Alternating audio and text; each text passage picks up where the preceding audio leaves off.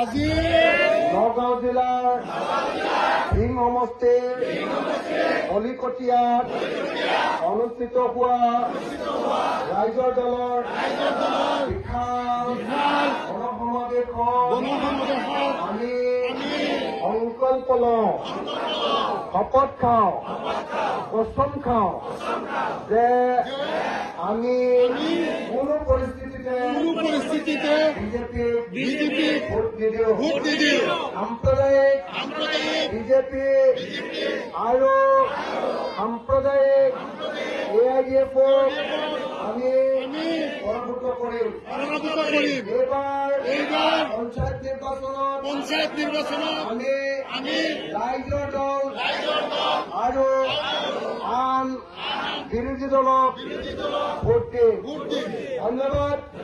Jay Assam.